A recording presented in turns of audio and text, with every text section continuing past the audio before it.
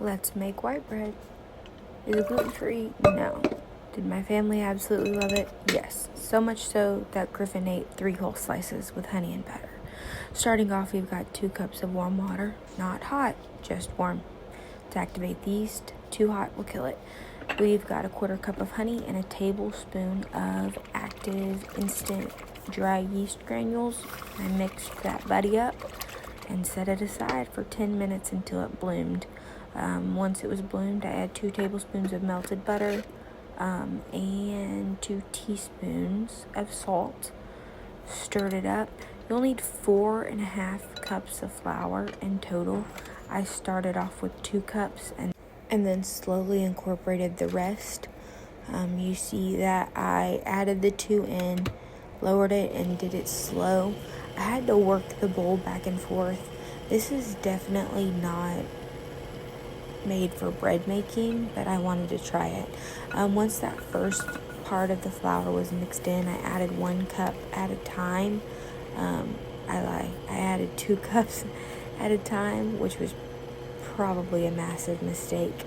And you'll see shortly where I went wrong with that. It was just not incorporating well. We'll try again next time. It was really dense, and so I took it out and ended up kneading 1/2 cup of flour and then setting it aside for 1.5 hours. I see all those videos where people punch their dough down. Don't know why I thought it would work. Definitely didn't. My first mistake was not adding enough flour, and then my second mistake was also not adding flour to the mat. I'm going to separate it into 2 portions and then take a little away from one and add to the other because my loaf pans are 2 completely different sizes.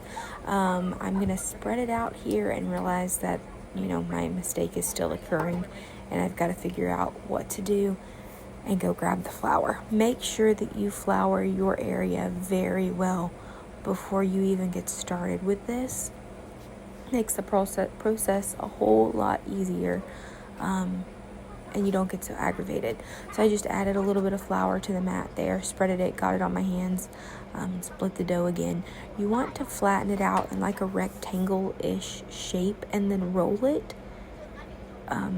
That didn't work for me, so I just kind of folded it under. This poor little widdly wink of a roll. You're gonna see it's not very pretty inside or out, but Griffin said it tasted delicious, and it wasn't long until all of it was gone after it was made. So I just kind of folded it under and flopped it in the loaf pan because I was so aggravated with it. This next one, though, turned out very